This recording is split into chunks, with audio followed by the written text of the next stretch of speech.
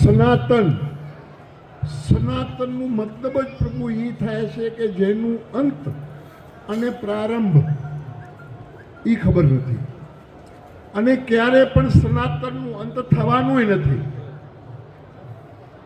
હમણાં પ્રથમ વક્તાએ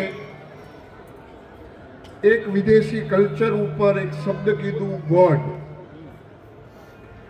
પ્રભુ ગોડ, હું ઘણી વખત સત્સંગની અંદર વાત કરતો હોઉં છું કે આપણી સનાતન સંસ્કૃતિ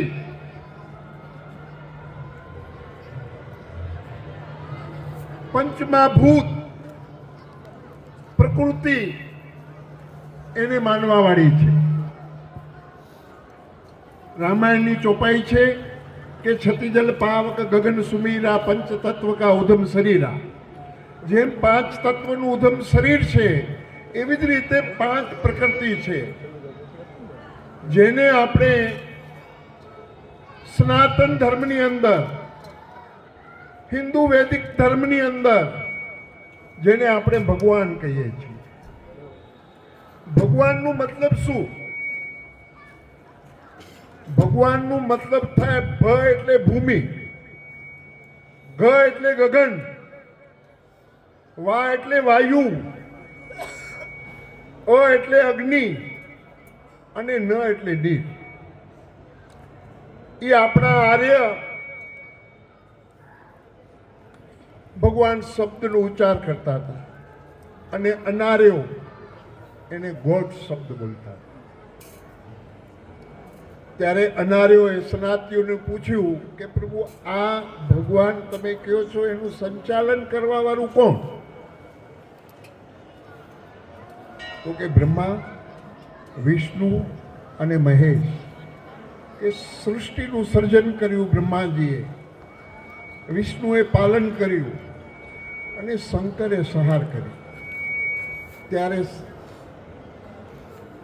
એ લોકોએ શબ્દ કીધો ગોડ. ગોડનું મતલબ થાય જી એટલે જનરેટર, ઓ એટલે ઓપરેટર અને ડી એટલે ડિસ્ટ્રોય. ડિસ્ટ્રોય, હા ડિસ્ટ્રોય જે હોય સમજી જાય તમે. આમાં શું ઇંગ્લિશ નથી આવતું. પણ જે આજે સમાજને જેની જરૂર છે કે સત્ય સનાતનને પ્રકાશમાં કેમ લાવવો, આ અમારા સાધુ સંતોનું કામ છે અને તમે જે ઉપાડ્યું છે એ તમારે ધન્યવાદને પાત્ર છો તમે.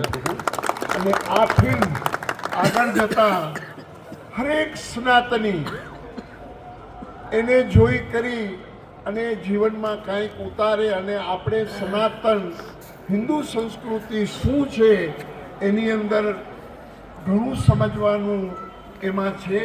તો આ જ્યારે ફિલ્મ આવે ત્યારે આપણે એને નિહાળી કરી આપણા બાળકોને આવી સંસ્કૃતિ, આપણા ધર્મની સંસ્કૃતિ બતાડી કરી અને આપણે પણ સાચા સનાતની થઈએ. અને હું ભગવાન પિનાકપાની શિવ પાસે, ગુરુ દત્તાત્રેય પાસે પ્રાર્થના કરું કે આ ફિલ્મ એકદમ ભારતમાં ધૂમ મચાવે અને સનાતનની જય થાય એવી પિનાકપાની પાસે મારી પ્રાર્થના. અસ્તુ. ઓમ નમો નારાયણ. જય હિન્દ.